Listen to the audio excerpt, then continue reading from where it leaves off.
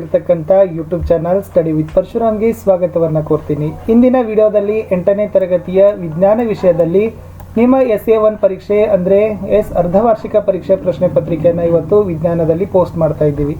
Already ನಾವು 8ನೇದವರಿಗೆ ಹಿಂದಿಯಲ್ಲಿ question ಪೇಪರನ್ನು ಹಾಕಿದ್ದೀವಿ. ಯಾರು ನೋಡಿಲ್ಲಲ್ಲ ಇದೇ ವಿಡಿಯೋದ ಡಿಸ್ಕ್ರಿಪ್ಷನ್ ಬಾಕ್ಸ್ನಲ್ಲಿ FA ಎಕ್ಸಾಮ್ ಕ್ವಶನ್ ಪೇಪರ್ 2023-24 ಅಂತಕ್ಕಂಥ ಪ್ಲೇಲಿಸ್ಟನ್ನು ಒತ್ತಿದರೆ ಸಾಕು. ಅಲ್ಲಿ ನೀವು 8ನೇ ತರಗತಿಯ SA1 ಪರೀಕ್ಷೆ ಪ್ರಶ್ನೆ ಪತ್ರಿಕೆಗಳನ್ನು ನೋಡ್ಬೋದು. ಎಲ್ಲರೂ ಕೂಡ ವಿಡಿಯೋನ ಲೈಕ್, ಶೇರ್ ಹಾಗೂ ಸಬ್ಸ್ಕ್ರೈಬ್ ಮಾಡಲಿಕ್ಕೆ ಮರೆಯದಿರಿ. ನಿಮ್ಮ ಫ್ರೆಂಡ್ ಸರ್ಕಲ್ಗೂ ಕೂಡ ಹೆಚ್ಚು ಶೇರ್ ಮಾಡಿ ಅಂತ ಹೇಳ್ತಾ 8ನ ಸೈನ್ಸ್ನ SA1 ಕ್ವಶನ್ ಪೇಪರನ್ನು ನೋಡುವ.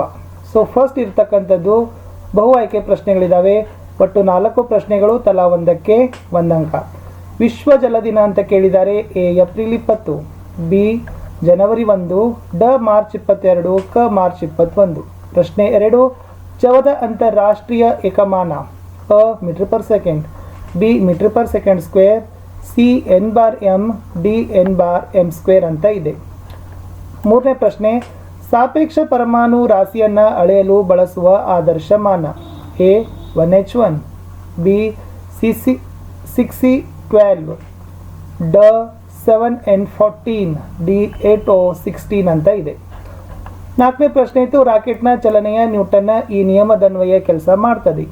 ಅ 1ನೇಯ, ಬ 2ನೇಯ, ಡ 3ನೇಯ, ಕ ಎಲ್ಲವೂ ಅಂತ ಇದೆ. ಸರಿಯಾದನ್ನು ತಾವೇನು ಮಾಡಬೇಕು, ನೋಡಿ ಬರಿಬೇಕು. ಇನ್ನು 1 ಅಂಕದ ಪ್ರಶ್ನೆಗಳು 3 ಇದ್ದಾವೆ. ಒಂದೇ ವಾಕ್ಯದಲ್ಲಿ ಉತ್ತರಗಳನ್ನು ಬರಿಬೇಕಾಗ್ತದೆ. 5ನೇ ಪ್ರಶ್ನೆ, ಮರುಭೂಮೀಕರಣ ಅಂದರೆ ಏನು. 6ನೇ ಪ್ರಶ್ನೆ, ಅತಿ ಹೆಚ್ಚು ಕಾರ್ಬನ್ ಪರಮಾಣು ಹೊಂದಿರುವ ಕಲ್ಲಿದ್ದಲನ್ನು ಹೆಸರಿಸ್ರಿ. 7 ಸಮಸ್ಥಾನಿಗಳು ಅಂದರೆ ಏನು. ಇನ್ನು 2 ಅಂಕದ ಪ್ರಶ್ನೆಗಳು ಬರ್ತವೆ. 4 ಇದ್ದಾವೆ, ಒಂದೊಂದಕ್ಕೆ 2 ಅಂಕ ಇದೆ. ಒಟ್ಟಾರೆ 8 ಅಂಕ ಈ ವಿಭಾಗದಲ್ಲಿ ಕೊಡ್ತಾರೆ. 8ನೇ ಪ್ರಶ್ನೆ ಇತ್ತು, ಕ್ಯಾಥೋಡ್ ಕಿರಣಗಳ ಉತ್ಪಾದನೆಯನ್ನು ತೋರಿಸುವ ವಿಸರ್ಜನಾ ನಳಿಕೆಯ ಚಿತ್ರವನ್ನು ಬರೆಯಿರಿ. 9ನೇ ಪ್ರಶ್ನೆ, ನೀರಿನ ಅಣುರಾಶಿಯನ್ನು ಲೆಕ್ಕಾಚಾರ ಮಾಡಿ. ರಾಶಿ ಸಂಖ್ಯೆ H=1, O=16. 10ನೇ ಪ್ರಶ್ನೆ, ಒಂದು ಕಾಯ ಸಮಕಾಲದಲ್ಲಿ ಸಮದೂರ ಕ್ರಮಿಸ್ತದೆ ಅಂತ ಭಾವಿಸಿ. ಕಾಯದ ದೂರ ಕಾಲ ನಕ್ಷೆಯನ್ನು ಬಿಡಿಸಿ. 11ನೇ ಪ್ರಶ್ನೆ, ಜಡತ್ವ ಎಂದರೆ ಏನು. ಒಂದು ಉದಾಹರಣೆ ಕೊಡಿ ಅಂತ ಏನು ಮಾಡಿದ್ದಾರೆ, ಪ್ರಶ್ನೆ ಕೇಳಿದ್ದಾರೆ. ಇನ್ನು 3-4 ವಾಕ್ಯಗಳಲ್ಲಿ ಪ್ರಶ್ನೆಗಳಿಗೆ ತಾವೇನು ಮಾಡಬೇಕಾಗ್ತದೆ, ಉತ್ತರವನ್ನು ಕೊಡಬೇಕಾಗ್ತದೆ. ಇಲ್ಲಿರ್ತಕ್ಕಂಥದ್ದು ಒಟ್ಟು 4 ಪ್ರಶ್ನೆಗಳಿದ್ದಾವೆ. ಒಂದೊಂದಕ್ಕೆ 3 ಅಂಕಗಳನ್ನು ಇಟ್ಟಿದ್ದಾರೆ. 12ನೇ ಪ್ರಶ್ನೆ, ಈ ಕೆಳಗೆ ಕೊಟ್ಟಿರ್ತಕ್ಕಂಥ ಕೋಷ್ಟಕದಲ್ಲಿ ಅಂದರೆ ಕೆಲವೊಂದಿಷ್ಟು ಜೀವಿ ಕೊಟ್ಟಿದ್ದಾರೆ. ಅವುಗಳನ್ನು ಆಹಾರ ಜಾಲವನ್ನು ತಾವೇನು ಮಾಡಬೇಕಾಗ್ತದಪ್ಪ ಅಂದರೆ ರಚನೆಯನ್ನು ಮಾಡಬೇಕು. ಆಮೇಲೆ ಮುಂದೆ ಕೊಟ್ಟಿದ್ದಾರೆ ಅವರು ಚತುರ್ಥಕ ಭಕ್ಷಕವನ್ನು ಹೆಸರಿಸ್ರಿ ಅಂತ ಕೇಳಿದ್ದಾರೆ. ಯಾವ ಜೀವಿ ಇತ್ತು, ಹಾವು, ಹುಲ್ಲು, ಮೊಲ, ಕಪ್ಪೆ, ಹದ್ದು, ಇಲಿ, ಮಿಡತೆ. ಈ ಜೀವಿಗಳನ್ನು ಬಳಸಿ ಒಂದು ಆಹಾರ ಜಾಲ ರಚನೆ ಮಾಡಿ ಚತುರ್ಥಕ ಭಕ್ಷಕವನ್ನು ಹೆಸರಿಸ್ರಿ ಅಂತ ಕೇಳಿದರು. 13ನೇ ಪ್ರಶ್ನೆಯಲ್ಲಿ 2 ಇದ್ದಾವೆ. ಎ ಭಾಗದಲ್ಲಿತ್ತು, ದ್ವಿನಾಮ ನಾಮಕರಣವನ್ನು ಸಾರ್ವತ್ರಿಕವಾಗಿ ಬಳಸಲು ಕಾರಣವಾದ 2 ಅಂಶಗಳನ್ನು ತಿಳಿಸಿ. ಬಿ ಮಾವಿನ ಮರದ ವೈಜ್ಞಾನಿಕ ಹೆಸರೇನು ಅಂತ ಕೇಳಿದ್ದಾರೆ.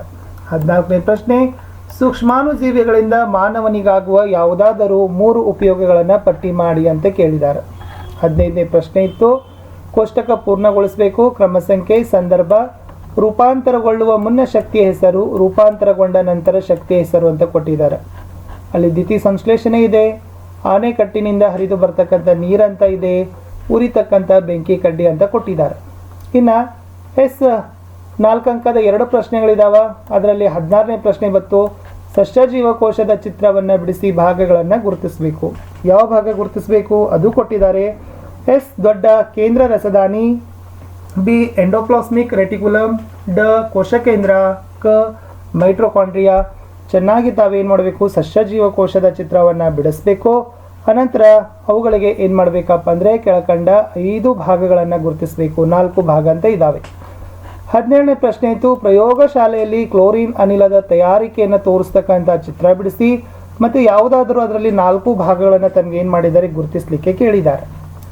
ಇನ್ನು 5 ಅಂಕದ ಪ್ರಶ್ನೆ ಇದೆ. ಅದರಲ್ಲಿ 2 ಭಾಗ ಇದ್ದಾವೆ. ಅ ಭಾಗದಲ್ಲಿ ಜೋಸೆಫ್ ಪ್ರಿಸ್ಲೆ ಅವರು ಆಕ್ಸಿಜನನ್ನು ಹೇಗೆ ತಯಾರಿಸಿದರು, ರಾಸಾಯನಿಕ ಸಮೀಕರಣದೊಂದಿಗೆ ತೋರಿಸಿ. ಅದರಲ್ಲಿ ಬ ಭಾಗ ಇದೆ.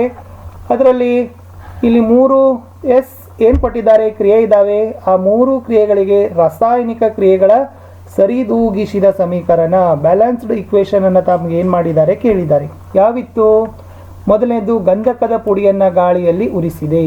ಎರಡನೇದು ಪ್ರಣಾಳವೊಂದರಲ್ಲಿ ಮೆಗ್ನೀಸಿಯಂ ಸಲ್ಫೇಟ್ ದ್ರಾವಣವನ್ನು ತೆಗೆದುಕೊಂಡು ಅದಕ್ಕೆ ಸೋಡಿಯಂ ಕಾರ್ಬೋನೇಟ್ ದ್ರಾವಣವನ್ನು ಬೆರೆಸಿದಾಗ ಬಿಳಿಯ ಪ್ರಕ್ಷೇಪ ಉಂಟಾಗಿದೆ.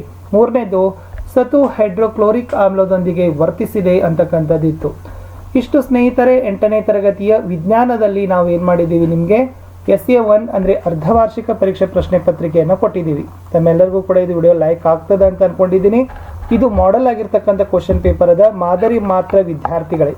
ಸೊ ಡೀಟೇಲ್ ಆಗಿರ್ತಕ್ಕಂಥ ನಾವು ಪ್ರಶ್ನೋತ್ತರಗಳನ್ನು ಓದ್ಕೊಂಡು ಹೋಗಿ ನಿಮ್ಮ ಮೊದಲ ಭಾಗದ ಎಲ್ಲ ಪ್ರಶ್ನೋತ್ತರಗಳನ್ನು ನಾವು ಆಲ್ರೆಡಿ ಹಾಕಿದ್ದೀವಿ. ಓಕೆ, ನಮ್ಮ ಯೂಟ್ಯೂಬ್ ಚಾನಲ್ನಲ್ಲಿ ನಿಮಗೆ 8ನೇ ತರಗತಿಗೆ ಕನ್ನಡ ಸಿಗ್ತದ, ಇಂಗ್ಲೀಷ್, ಹಿಂದಿ, ವಿಜ್ಞಾನ, ಸಮಾಜ ವಿಜ್ಞಾನ. ಸೊ ಮುಂದೆ ನಾವು ಗಣಿತದಲ್ಲಿನೂ ಕೂಡ ನಿಮ್ಗೆ ಏನು ಮಾಡ್ತೀವಿ, ಕ್ವಶನ್ ಪೇಪರ್ಗಳನ್ನು ಕೊಡ್ತೀವಿ. ಸೊ ಅವೆಲ್ಲ ಕ್ವಶನ್ ಪೇಪರ್ಸ್ಗಳನ್ನು ಬೆನಿಫಿಟ್ಗಳನ್ನು ತಾವೆಲ್ಲರೂ ಕೂಡ ತೆಗೆದುಕೊಡ್ರಿ. ನಮ್ಮ ವಿಡಿಯೋಗಳನ್ನು ಹೆಚ್ಚು ನಿಮ್ಮ ಫ್ರೆಂಡ್ಸ್ ಸರ್ಕಲ್ಗಳಿಗೆ ಲೈಕ್ ಮಾಡಿರಿ, ನಿಮ್ಮ ಶೇರ್ ಮಾಡಿರಿ. ನಮ್ಮದೇ ಒಂದು ಫೇಸ್ಬುಕ್ ಪೇಜ್ ಅದ, ಸ್ಟಡಿ ವಿತ್ ಪರಶುರಾಮ್ ಅಂತ. ಆ ಲಿಂಕ್ ವಿಡಿಯೋದ ಡಿಸ್ಕ್ರಿಪ್ಷನ್ ಬಾಕ್ಸ್ನಲ್ಲಿ ನಾನು ನಿಮಗೆ ಕೊಟ್ಟಿದ್ದೀನಿ. ಅದಕ್ಕೂ ಕೂಡ ತಾವೆಲ್ಲರೂ ಕೂಡ ಬಂದು ಜಾಯ್ನ್ ಆಗಿ. ಅಷ್ಟೇ ಅಲ್ಲದೆ ನಮ್ಮದೇ ಒಂದು ಟೆಲಿಗ್ರಾಮ್ ಗ್ರೂಪ್ ಅದ, study with Parashuram. So link ಕೂಡ ವಿಡಿಯೋದ ಡಿಸ್ಕ್ರಿಪ್ಷನ್ ಬಾಕ್ಸ್ನಲ್ಲಿ ಕೊಟ್ಟಿದ್ದೀನಿ. ಆ ಒಂದು ಇನ್ಸ್ಟಾ ಐಡಿಗೂ ಕೂಡ ಫಾಲೋ ಆಗಿ. ವಿಶೇಷ ಅಂದರೆ ನಮ್ಮದೇ ಒಂದು ಟೆಲಿಗ್ರಾಮ್ ಗ್ರೂಪ್ ಅದ, ಸ್ಟಡಿ ವಿತ್ ಪರಶುರಾಮ್ ಅಂತ. ಅದರ ಟೆಲಿಗ್ರಾಮ್ ಗ್ರೂಪಿನ ಲಿಂಕನ್ನು ತಾವೆಲ್ಲರೂ ಕೂಡ ಬೇಗ ಜಾಯ್ನ್ ಆಗಿ. ಯಾಕಂದ್ರೆ ನಾವು ಹಾಕ್ತಕ್ಕಂಥ ಎಲ್ಲ ವಿಡಿಯೋಗಳ ನಿಮಗೆ ನೋಟಿಫಿಕೇಶನ್ ಸಿಗ್ತದ, ನಾವು ಹಾಕ್ತಕ್ಕಂಥ ವಿಡಿಯೋಗಳ PDF ಫೈಲ್ಗಳು ಸಿಗ್ತಾವ. ಅಷ್ಟೇ ಅಲ್ಲದೆ ವಿಶೇಷವಾಗಿ ನಿಮಗೆ ಥಾಟ್ಸ್ಗಳು ಸಿಗ್ತಾವ, ಕೊಟೇಶನ್ಸ್ಗಳನ್ನು ಸಿಗ್ತಾವ. ನಿಮ್ಮ ಸ್ಟಡಿಗೆ ಬೇಕಾಗ್ತಕ್ಕಂಥ ಒಂದು ಪೂರಕವಾಗಿರ್ತಕ್ಕಂಥ ವಾತಾವರಣವನ್ನು ನಮ್ಮ ಯೂಟ್ಯೂಬ್ ಚಾನಲ್ನಲ್ಲಿ ನಾವು ನಿಮಗೆ ಕೊಡ್ತೀವಿ. ಸೊ ಇಷ್ಟು ಹೇಳ್ತಾ ನಾನು ಈ ವಿಡಿಯೋವನ್ನು ಮುಗಿಸೋದ್ರ ಜೊತೆಗೆ, ಸೊ ನಮ್ಮ ಯೂಟ್ಯೂಬ್ ಚಾನಲ್ನಲ್ಲಿ ಕನ್ನಡದಲ್ಲಿ ಗದ್ಯ, ಪದ್ಯ, ವ್ಯಾಕರಣ, ಪತ್ರ, ನಿಬಂಧ, ಗಾದೆ ಮಾತುಗಳ ವಿಸ್ತರಣೆ ಇವೆಲ್ಲ ವಿಡಿಯೋಗಳು ಇದ್ದಾವೆ.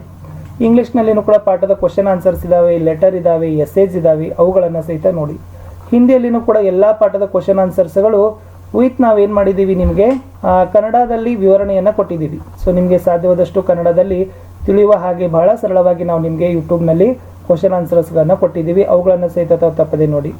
ವಿಶೇಷ ಅಂದರೆ ಸ್ನೇಹಿತರೆ, ತಾವೆಲ್ಲರೂ ಕೂಡ ಏನು ಮಾಡಬೇಕಪ್ಪ ಅಂತಂದರೆ, ವಿಜ್ಞಾನ ಮತ್ತು ಸಮಾಜ ವಿಜ್ಞಾನದಲ್ಲಿ ಎಲ್ಲ ಪಾಠಗಳ ನೋಟ್ಸ್ ಆಗಿರ್ಬೋದು, ಆಮೇಲೆ ವಿಶೇಷವಾಗಿ ಎಲ್ಲ ಪಾಠಗಳಲ್ಲಿ ಕೂಡ ಹೆಚ್ಚಿನ ಪ್ರಶ್ನೋತ್ತರಗಳನ್ನು ನಾವೇನು ಮಾಡಿದ್ದೀವಿ, ನಿಮಗೆ ಕೊಟ್ಟಿದ್ದೀವಿ. ಸೊ ಅವುಗಳನ್ನು ಸಹಿತ ತಾವೆಲ್ಲರೂ ಕೂಡ ನೋಡ್ಕೊಡ್ರಿ ಅಂತ ಹೇಳ್ತಾ ನಾನು ಮತ್ತೆ ನಾಳೆ ಸಿಗ್ತೀನಿ ಇನ್ನೊಂದು ಹೊಸ ವಿಡಿಯೋದಲ್ಲಿ. ನಿಮಗೆ ಯಾವ ಕ್ವಶನ್ ಪೇಪರ್ ಫಾಸ್ಟಾಗಿ ಬೇಕು ಅನ್ನೋದನ್ನು ತಾವುಗಳು ಕಮೆಂಟಲ್ಲಿ ಹಾಕಿದರೆ, ಸೊ ಅದನ್ನು ನಾನು ಏನು ಮಾಡ್ತೀನಿ, ಬೇಗ ವಿಡಿಯೋಗಳನ್ನು ಲೈನ್ ಅಪ್ಗೆ ತರ್ತೀನಿ. ಸೊ ಇಷ್ಟು ಹೇಳ್ತಾ ತಮ್ಮ ಲೈಕ್, ಶೇರ್, ಸಬ್ಸ್ಕ್ರೈಬ್ಗಳನ್ನು ಹೆಚ್ಚು ಎಕ್ಸ್ಪೆಕ್ಟ್ ಮಾಡ್ತೀನಿ ಅಂತ ಹೇಳ್ತಾ ಬಾಯ್.